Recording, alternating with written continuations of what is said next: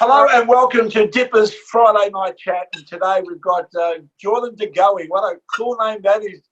And a young fella was drafted in 2014. He's played 88 games. He's kicked 118 goals. He's the number 2. He plays all over the ground. He's a superstar of the game. And welcome to the show, Jordy. Thanks, Dipper. It's good to be on, mate. I'm looking forward to it. Yeah, well, we haven't never met before, but I've seen you from afar in the last couple of years. You've really turned it on at the MCG there. And we've got a lot of questions from some young kids there, boys and girls, and some of the parents. So we'll get through those in a moment. Just a little bit about where you come from and how you end up playing footy.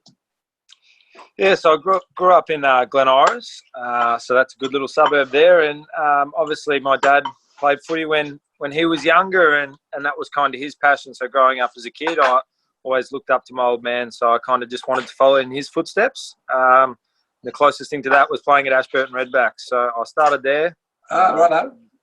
Lucky enough from there to go to Oakley Chargers, and then kind of that's where I started to progress and potentially think that I could make AFL. So from then on, that was probably the turning point. But yeah, I guess that's how I got into it. Well, it's been a quick rise, especially the last couple of years. You've really made a name for yourself, not just by play, but your little haircuts and your little ink there. What's happening there this year? ISO's allowed you to grow your hair, eh? Yeah, I think everyone's pretty much lost the plot, mate, in ISO, and I've been one of those. So I've done a few outrageous things in the time, but, I've got to keep it interesting for the fans, mix it up, keep the sport interesting. But I do enjoy mixing it up. Are you really missing the game? Yeah, I am. It's a funny thing we're going through at the moment, but to be honest, I just hope everyone's being safe at home, doing everything right. So for me, looking forward, to getting back out there, especially playing in front of crowds, whenever that is. But as long as we get out there and play, I should be happy. No, let's get into the questions. But before we do, mate, there's a little footy card of you. Look at that there, the brand new footy card with the little flashback hair there. Hey, nice. Yeah, I know. They've probably got my head about the right size it is. It's pretty big. So. And, of course, the Fab Five, mate, the 5 great players at Collingwood. We'll go through them in a moment there. But you've certainly enjoyed playing with these boys, I would think. Oh, definitely. I think you always know what you're going to get from those boys. So it makes it easy for me being their teammate, that's for sure. And as a young fella, mate, who did you break for? I backed for the Tigers, actually. Righto, the Tigers, eh? And your favourite player? At the time was Matthew Richardson. So obviously being the cult hero of the Tigers, just grew up loving him. So. Well, funny you just mentioned that. We had Matthew Richardson on about half an hour ago on another show that we do. He's a cool guy. He's actually grown a moat, of all things. He's got the I saw that. We'll see how he goes. All right, my friend, let's go through some questions here and see how we go. Now, young Georgie, she's 4 years of age, right? And she writes to you, Geordie, I want to play footy when I grow up. What should I practice the most to become a good player like you? Good question, Georgie. For me, I think footy as a youngster is just all about having fun. So that's the number one priority I think all parents would have, is make sure their kids enjoying whatever they're doing. So for me, have fun. And then secondly, once you get a bit older, I think kicking's obviously pretty important skill out on the field. And I think these days kids need to be really good both feet. So probably obviously having fun first and then kicking second. Yeah, good advice here. What was your go-to? What did you have to really practice on? When I was younger, I was probably more of an outside player. So for me, it was just learning the inside craft and be able to get my own ball. So yeah, that. Now, there's another great question here. And thank you very much, George. She's only 4 years of age. 4 years of age. And the best question wins a wonderful box of footy cards. Did you ever collect footy cards as a young kid? Of course, yes. I collected them all throughout my childhood. So when I got a few, it definitely brought back some memories. Terrific, mate. Okay, we've got Craig here. Now, Craig's asked the question, did you excel in any other sport? And if so, what was it? And what led you down the path of playing AFL footy? For me, I played pretty much every sport as a kid. So my family is pretty adamant about, trying all different sports, learning different skills. I think that's obviously really important. And the way it's worked out, I think, has definitely helped me coming into AFL. Right. But did I excel in any sports? I don't think I really excelled in any of them. I just enjoyed doing them. What were they? Like running? Because you're pretty quick over the ground. And... Yeah, I did pretty quick over the ground. And... Yeah, I did some running, tennis, basketball, soccer, literally anything I could get my hands on. And probably the main one for me was I played rugby during school. So just the tackling aspect of that, I think, helped transfer into AFL. Terrific. Okay, that was from Craig. Now, Manji's 7 years of age, right? I love these questions, right? What's the most fun thing you've done in ISO? The fun thing I've done? There hasn't been too many fun things I've done in ISO. I've probably given my mates a couple of haircuts. I live with a couple of boys, so I've given them haircuts. They're pretty average if you've seen them. But at least it's in ISO, so no one gets to see their haircuts anyway, so they don't really mind. And also from Manji, who do you love playing against? Team-wise, I think Richmond. Obviously, we bring pretty big crowds. So probably Richmond or Essendon. Obviously, Anzac Day, massive occasion, big crowds, a lot of atmosphere. So probably those two.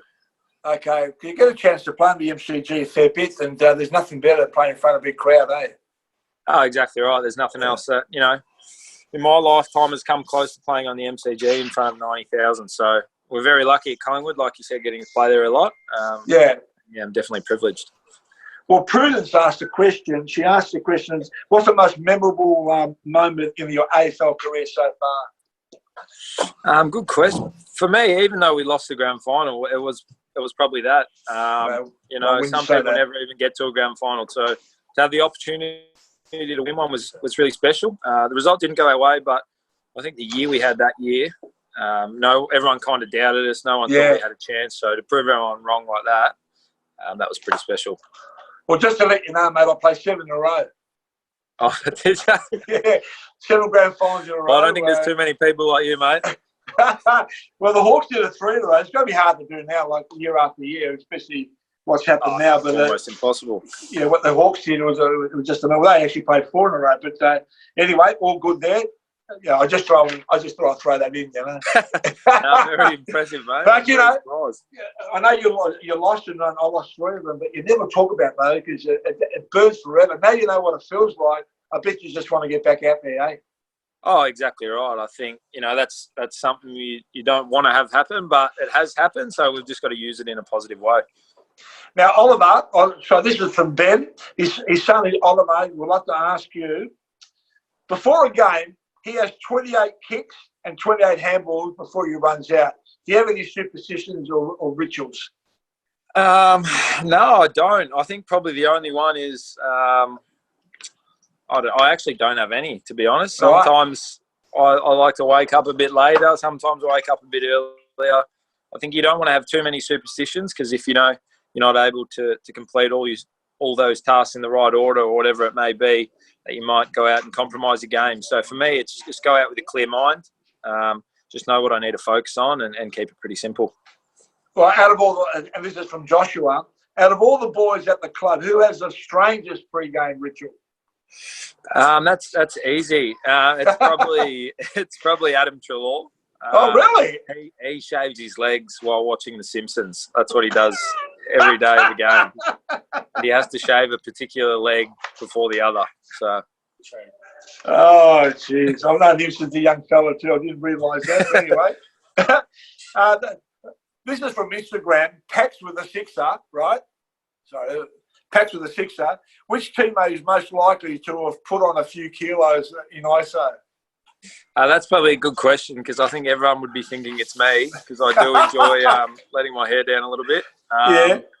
But no, I've kept pretty fit throughout this time. But for me, that's a tough one. Oh, probably Braden Maynard. I think he's been having a good time in isolation. Right. So he's been in a good paddock. So it should be interesting to see how he comes back. Well, it's funny though because there's 3 of us. There was Dermot, Brereton, Jason Does from myself. We were called the Fat Club.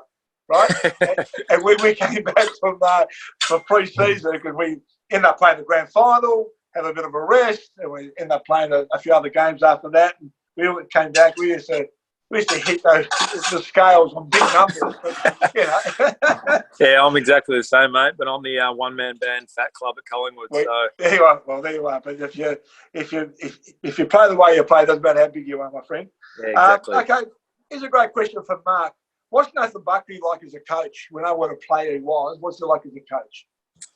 It's a great question. Bucks, for me, I think he's grown leaps and bounds from the coach he used to be. I think, we had a couple tough years there, and a lot of fingers got pointed at Bucks. So at that point, he needed to change his game plan, and I think now he's more open as a coach. He delegates roles better and make sure, the other coaches, are controlling their areas. And I think that kind of relieves a little bit of stress for him. And I think that really showed the year we got into the grand final. Just how well we can play and how well the club was going at that particular time. And I think that was probably his most enjoyable year, just seeing everyone really succeed in what they were doing. So for me, he's been a great coach, and I'm loving having him. For the young kids out there, I mean, he was a superstar player. Like he left no stone unturned to get the best out of his body. Him, Crawford, were the young fellas who really took training to the next level. And I've noticed the last couple of years the way he's just really relaxed as a coach. Yeah, he is. I think, like you said, he was such a superstar. He took almost all the pressure on himself, and he wanted to coach the way he played. And sometimes, that doesn't work being a coach. You need to be able to delegate and relieve some of that stress off yourself. And he just wants the club to do really well. So I completely understand how he was. And now, he's enjoying his role a lot more. So that's good to see. All right, now a couple of quick ones before we let you go. We really appreciate your time, and the kids actually love hearing you because we don't get a chance to talk to superstars like yourself. I mean, this is from Matthew. What's it like? You've been compared to Dusty Martin, right? The expectation, you have a lot of expectations when you've been compared like that.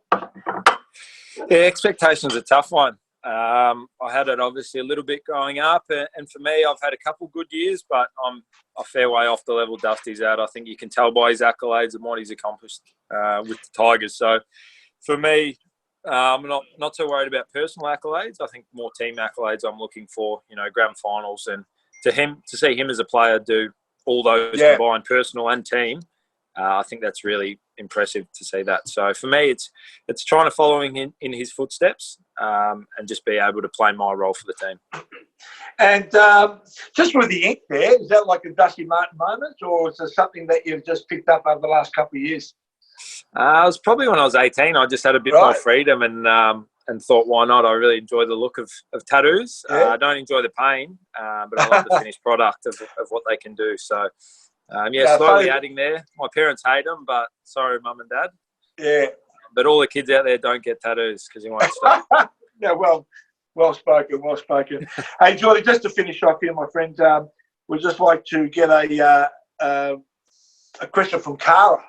Cara would like to know, who in your team would be the best person to go on Married at First Sight? That's a great question. Best person to go on Married at First Sight. Yeah. Who would you think would be with Brody? Well, Brody's a bit out there, isn't he? Brody's out there. You'll get some interesting things coming off him. Maybe Matthew Scharenberg. He's extremely quiet. No one really knows much about him, but he does some interesting things. So you need people that are going to do some weird stuff to bring up the rating. So I'd probably say him. No worries at all. Well, we'd like to say thank you so much for being part of our show with Follow My Chat with Dipper. I'd love to hear the way that you go about your game. I'm sure you want to get back playing football shortly, and we'll see you back on the MCG very shortly, Geordie. Cheers. Thanks, Dipper. Appreciate it. Appreciate it. Thank you very much. Well, no that's Jordan to go to number 2, the champion at Collingwood. And the best question for me was the question from the young fella who was 4 years of age. Let me just have a look at his name.